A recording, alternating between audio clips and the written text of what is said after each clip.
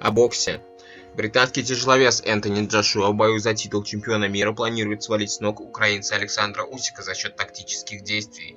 Можно либо быть агрессивным в ринге, загнать Усика в угол, бросив на это все усилия, либо не торопиться, пораскинуть мозгами, а потом нокаутировать, поведал боксер в интервью Sky Sports. Джошуа также сообщил, что во время боя он будет действовать расчетливее, чтобы избежать переутомления, подчеркивая уникальную для тяжеловеса скорость Усика. В бою все решит движение, кто лучше работает ногами, тот и победит. Усик никогда не останавливается, поэтому по нему будет очень тяжело попасть, пояснил Джошуа. Я буду биться против парня, который может легко отстоять все 12 раундов, так что с моей стороны было бы глупо идти на бой раскачанным громоздким, в то время как мускулы молили бы о кислороде. Британец также рассказал о том, что он тренировался по уникальной 15-раундовой системе, чтобы подготовиться к предстоящему бою. Джошуа и Усик встретятся в бою за титул чемпиона мира по версии ABF, WBA и WBO в супертяжелом весе 25 сентября на Тоттенхэм Хотспур Стадиум в Лондоне. А UFC. 23 августа на пресс-конференции, посвященной совместному турниру EFK и Fight Night памяти Абдулманапа Нурмагомедова, экс-чемпион UFC в легком весе Хабиб Нурмагомедов заявил, что считает Ring Girls самыми ненужными людьми в смешанных единоборствах. Так Хабиб ответил на вопрос о развлекательной программе турнира. Боец четко выделил, что помимо рефери и ринг-анонсера 17 сентября в октагон выйдут только бойцы. Нурмагомедов поставил под сомнение смысл существования Ring Girls в единоборствах. Хоккейный клуб «Спартак» обыграл «Витязь» в матче Кубка мэра Москвы.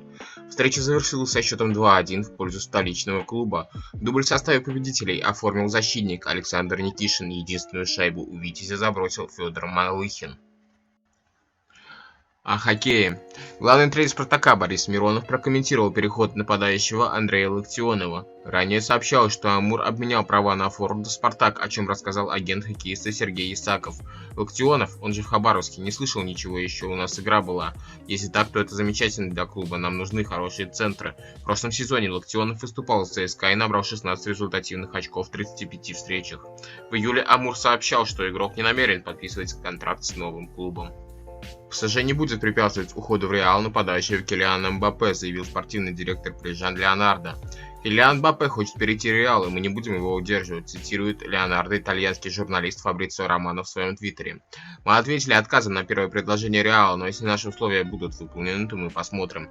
Мы не планируем снова говорить с Реалом про Мбаппе, трансферное окно закрывается в полночь 31 августа, но мы не собираемся отпускать его за меньшие деньги, чем мы заплатили Монако за него, мы до сих пор должны им.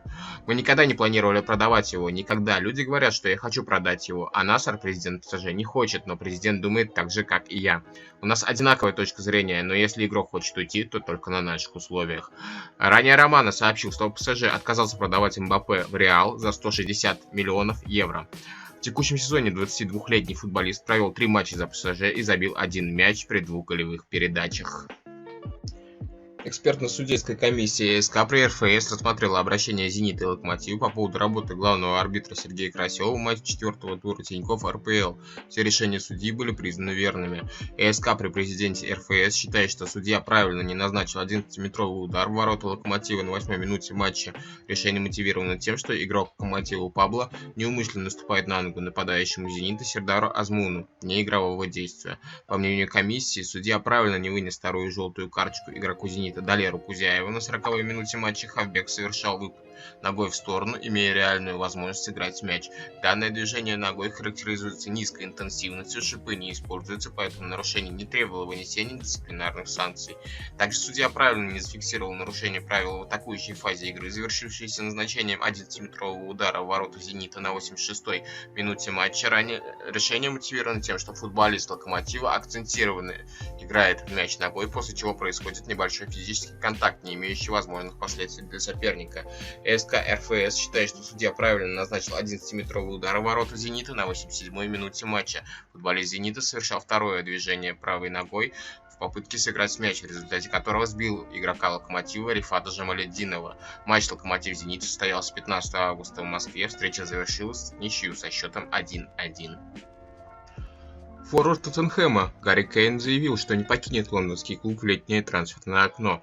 Было невероятно видеть, какой прием оказали фанаты Шпор в воскресенье, и прочесть сообщение поддержки, которое я получил за последние несколько недель. Этим летом я останусь в Тоттенхэме и буду на все 100% сосредоточен на том, чтобы помочь команде добиться успеха, написал Кейн в Твиттере.